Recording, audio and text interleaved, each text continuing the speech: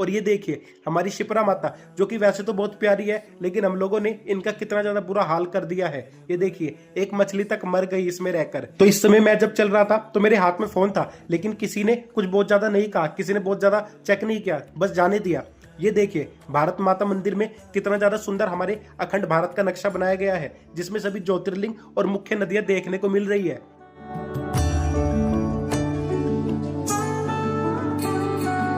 तो राधे राधे जी, श्री हरिवंश। तो आज हमारा दूसरा दिन है महाकाल की नगरी उज्जैन में, और आज हम दोबारा से महाकाल बाबा के दर्शन करने के लिए आपको लेकर जा रहे हैं। अभी सुबह के 7:30 बजे हुए हैं, और हमने काफी सारी वीडियोस में ऐसे भी देखा है कि अगर आप लोग सुबह सुबह दर्शन करने जाते हो 10 बजे से पहले, तो कई बार आपके फोन भी अंदर अलाउड हो जाता है, मतलब आप लोग फोन भी लेकर जा सकते हो। तो वो भी हम आपको आज की इस वीडियो में दिखाएंगे। ये देखिए महाकाल बाबा का कितना प्यारा लग रहा है हमारा प्यारा मंदिर। बाकी महाकाल बाबा के पीछे से सनराइज ऐसा लग रहा है कि जैसे ये कोई पेंटिंग है और इसको देखते ही रहो। बहुत ज्यादा प्यारा मौसम है, बहुत ज्यादा मतलब बाबा के दर्शन हो रहे हैं। खैर महाकाल कॉरिडोर के अंदर एंट्री कर ली, अब आपको लेके चलते हैं महाकाल बाबा के दर्शन कराने के लिए। और भाई ठाकुर जी की कृपा से, श्री जी की कृपा से महाकाल बाबा के लिए प्रसाद भी ले लिया है, तो हम महाकाल बाबा को प्रसाद चढ़ाते हैं और ठाकुर जी और श्री जी की तरफ से उनके दर्शन करते हैं।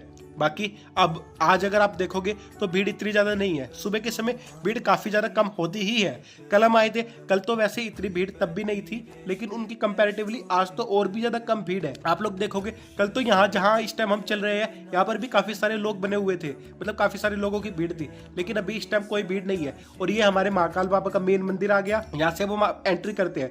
ये देखिए कितनी ज्यादा कम भीड़ है, पूरी रेलिंग खाली पड़ी है। अब हम आपको दिखाते हैं कि कल कितनी ज्यादा भीड़ थी। अब आप खुद देखिए, ये देखिए कल कितनी ज्यादा भीड़ थी। जब हम रेलिंग के लिए जा रहे थे तो मतलब हमें रुकना पड़ रहा था, रुक रुक के चलना पड़ रहा था, लेकिन आज अब जब मैं चल रहा हूँ बिल्कुल खाली रेलिंग पड़ी है, बस चलते जाओ चलते जाओ चलते जाओ। और भाई अभी अभी मोबाइल वगैरह उन्होंने चेक किया तो था, लेकिन उन्होंने देख भी लिया हमारे पास मोबाइल है, लेकिन कहा कि जाओ कोई बात नहीं, क्योंकि सुबह सुबह का टाइम है, सुबह सुबह अलाउड कर देते हैं।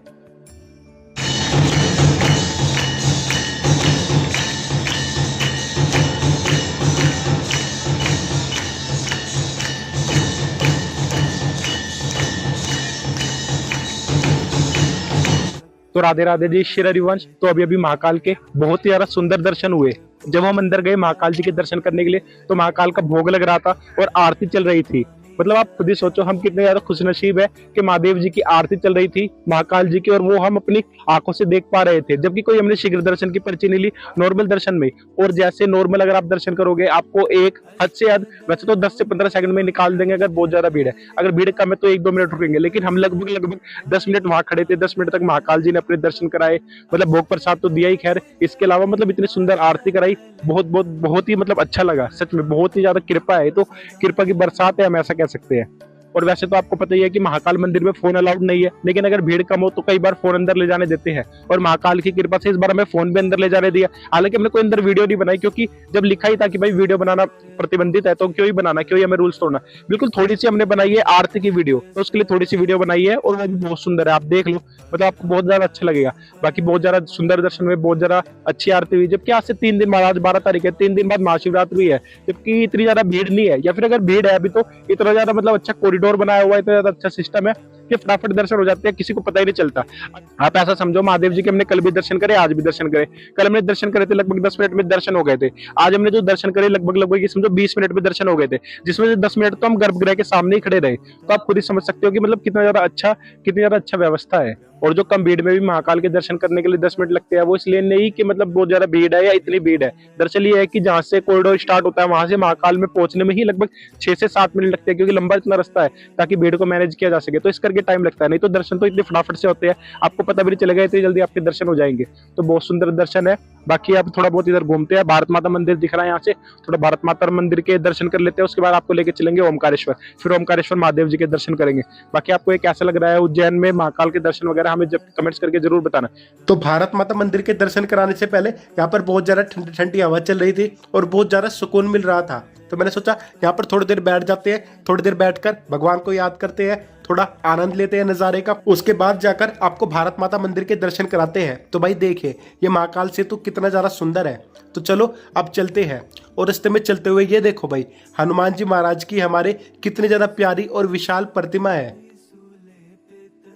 अभी हमने आपको दर्शन कराए महाकाल जी के, अब हम आपको दर्शन कराने जा रहे हैं भारत माता मंदिर के। तो चलिए चलते हैं, देखते हैं क्या है भारत माता मंदिर में। तो भाइयों, ये है भारत माता मंदिर, जो कि देखने में सचमुच बहुत ही ज्यादा प्यारा था। इसे देखकर ऐसा लग रहा था जैसे कोई बहुत ही ज्यादा एंशिएंट मंदिर हो और बहुत ही ज्यादा पवित्र मंदिर हो। ये भारत माता मंदिर के बाहर का नजारा है, जो कि बहुत ज्यादा प्यारा है। अब अगर हम देखें तो भारत माता मंदिर में रोज रात को 8 बजे राष्ट्रगीत और राष्ट्रगान होता है, तो हमें उनका सम्मान करना चाहिए। और अगर आप कभी भी इसके आसपास हो तो इसके लिए जरूर खड़े हो और उसका सम्मान करो। और ये देखो, भारत माता मंदिर के बाहर कितना ज्यादा प्यारा हमारे अखंड भारत का नक्शा बनाया गया है, जिसमें हमारे कौन कौन से ज्योतिर्लिंग है, कौन कौन सी मुख्य नदियां है, कहाँ से निकल रही है, कहाँ पर खत्म होती है, हमारे कौन से पहाड़ है, अरावली पर्वत किधर है, हिमालय पर्वत किधर है, द्रोणागिरी पर्वत किधर है, ये सब कितने ज्यादा प्यारे तरीके से बताया गया है। कहाँ पर गंगा नदी खत्म होती है, कहाँ पर गोदावरी नदी खत्म होती है, कहाँ पर हमारी यमुना नदी खत्म होती है, किधर से यमुना नदी स्टार्ट होती है, किधर से गंगा स्टार्ट होती है, यमुनोत्री का है, गंगोत्री का है, सब बहुत ज्यादा प्यारा तरीके से दिखाया गया है। और ये हमारी भारत माता के बहुत ज्यादा सुंदर दर्शन है। हालांकि यहाँ पर भारत माता के अलावा और कोई ज्यादा मूर्तियां तो नहीं थी, लेकिन दर्शन सचमुच बहुत ज्यादा सुंदर थे। बाकी भारत माता मंदिर में हमारे धार्मिक शास्त्रों वाले श्लोक नहीं लिखे थे, बल्कि भारत माता की जय, वंदे मातरम, जय हिंद, जय भारत, जिनसे हमारा राष्ट्र प्रेम उत्पन्न हो, उस तरीके के श्लोक ज्यादा लिखे थे। और कोई भी व्यक्ति जो भी अपने देश से प्यार करता होगा, वो भारत माता मंदिर में जाकर अपने देश के ऊपर गर्व जरूर करेगा और कोशिश करेगा कि वो भी किसी न किसी तरीके से देश के काम आए।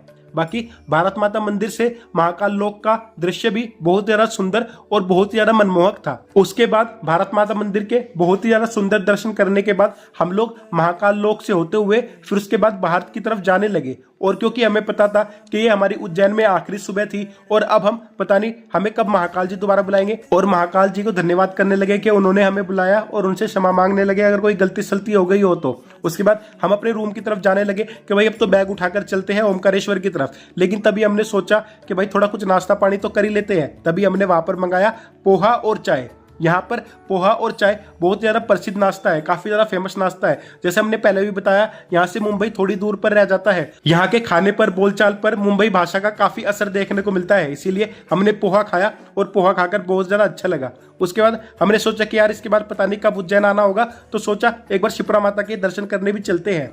और शिप्रा माता के दर्शन कर सचमुच बहुत ज्यादा अच्छा लगा। वहां पर हमें बहुत ही ज्यादा प्यारे से हमारे महाकाल जी के शिवलिंग के रूप में दर्शन हुए। बहुत ही ज्यादा सुंदर नजारा था, घाट भी बहुत ज्यादा अच्छे थे। लेकिन एक चीज जो हमें देखने को मिली कि घाट अभी भी काफी ज्यादा गंदे थे। मतलब हम लोगों ने कितना ज्यादा बुरा हाल कर दिया है अपनी नदियों का, अपने घाटों का, कि हम लोग बिल्कुल भी ध्यान नहीं देते। वहां पर आप लोग देखोगे तो मछलियां भी कितनी सारी मरी पड़ी थी। अब वो दूषित पानी के करके मरी थी या फिर उनके मार के डाल दिया गया, इस बारे में तो हम नहीं कह सकते। लेकिन हमें इस बात का ध्यान रखना चाहिए कि हमारी नदियों का हम ही ध्यान रखें, क्योंकि अगर हम खुद अपनी नदियों का ध्यान नहीं रखेंगे तो भाई कौन रखेगा। हम लोग सब कुछ सरकार के ऊपर नहीं डाल सकते कि भाई सरकार नदियों का ध्यान नहीं रखती, सरकार कोई नया नियम नहीं लाती कि भाई नदियां साफ रहे या फिर नदियों को और जरा स्वच्छ किया जाए। जब तक हम खुद नदियों का ध्यान नहीं रखेंगे तब तक भाई नदियां हमारी साफ नहीं होंगी। वहां पर काफी सारे लोग बहुत ज्यादा अच्छे तरीके से स्नान कर रहे थे, इसमें कोई भी दिक्कत बात नहीं है। लेकिन कुछ लोग ऐसे भी थे जो वहां पर मतलब साबुन वगैरह लगाकर नहा रहे थे, क्योंकि शास्त्रों में, जितना हमने शास्त्रों में और पूज्य प्रेमानंद जी महाराज जी की वाणी से सुना है, तो उन्होंने ऐसा बताया है कि हमें किसी भी पवित्र नदी में कभी भी अपने आप को रगड़ना नहीं चाहिए। रगड़ने से हमें और उल्टा पाप चढ़ता है। रगड़ना नहीं चाहिए, साबुन वगैरह नहीं लगाने चाहिए, अपने जो भी गंदे कपड़े हैं वो उनमें नहीं धोना चाहिए, कुल्ला नहीं करना चाहिए, थूकना नहीं चाहिए, मलमूत्र आदि त्याग नहीं करना चाहिए। बल्कि हमें बहुत ज्यादा ध्यान रखना चाहिए अपनी नदियों का, क्योंकि ये हमारी पवित्र नदियां हैं। और पूज्य प्रेमानंद जी महाराज तो यहाँ तक बताते हैं कि अगर हमें किसी भी नदी में स्नान करना है तो उससे पहले उनको हाथ जोड़ना चाहिए, प्रणाम करना चाहिए, उनकी आज्ञा लेनी चाहिए कि माता, वैसे तो हमारी इतनी औकात नहीं कि हम आपको पैरों से भी छुए क्योंकि आप हमारी माता हो, लेकिन क्योंकि शास्त्रों में आपकी महिमा बताई गई है और भगवान भी आपको बहुत ज्यादा अपना प्यारा मानते हैं, इसीलिए हम आपके अंदर स्नान करना चाहते हैं। हमें इजाजत दीजिए और हमसे कोई भी पाप हो तो उसके लिए हमें क्षमा कीजिए। तो शास्त्रों के अनुसार इस तरीके से किसी भी नदी या सरोवर के पास स्नान करना चाहिए। लेकिन हम लोगों ने इतना बुरा हाल कर दिया कि हम लोग वहीं थूकते हैं। मतलब कितने ही लोग मतलब पेशाब वगैरह भी करते हैं, बहुत ज्यादा बुरा हाल कर देते हैं हम लोग खुद ही हमारी नदियों का। फिर हम लोग खुद बोलते हैं कि सरकार हमारी नदियों को बचाना नहीं चाहती, सरकार हमारी नदियों को दूषित कर रही है, सरकार हमारी नदियों में गंदा पानी डाल रही है। सबसे बड़ी दिक्कत है कि हम लोग खुद अपनी नदियों का ध्यान नहीं रखते। सबसे पहले हमें खुद अपनी नदियों का ध्यान रखना पड़ेगा। हमें कोशिश करनी पड़ेगी हम लोग गंदा काम ना करें, कुछ भी, कुछ लोग गंदे कपड़े ना धोए, मतलब कोई गलत चीजें ना करे, तब जाकर हमारी नदियां साफ होंगी। खैर, जितनी भी गंदगी हो, जितना भी साफ सफाई कम हो, फिर भी शिप्रा माता हमारी माँ है, तो उनके दर्शन करके हमें बहुत ज्यादा अच्छा लगा। और अब समय आ गया था शिप्रा माता को भी अलविदा कहकर हमें वापस चलने का। और अब हम जा रहे हैं अपने होटल रूम की तरफ, जहाँ पर हमने मतलब कमरा लिया हुआ है, और वहां से बैग चेक कर अब हम जाएंगे ओमकारेश्वर की तरफ। तो भाई अगली वीडियो में हम आपको ओमकारेश्वर महादेव जी के दर्शन कराएंगे, और इस वीडियो को हम यहीं पर समाप्त करते हैं। आप लोगों को अगर ये वीडियो थोड़ी भी पसंद आई हो तो लाइक, कमेंट, शेयर और सब्सक्राइब आप लोग कर सकते हो, हमें इससे बहुत ज्यादा मोटिवेशन मिलेगा। बाकी अब अगर आपने शिप्रा मैया के सुंदर दर्शन कर लिए हो और आप लोग शिप्रा माता की आरती देखना चाहते हो तो आप लोग इस वाली वीडियो पर क्लिक कर शिप्रा माता की आरती भी देख सकते हो। हम आपसे मिलते हैं उसी वीडियो में, तब तक के लिए राधे राधे, श्री हरिवंश।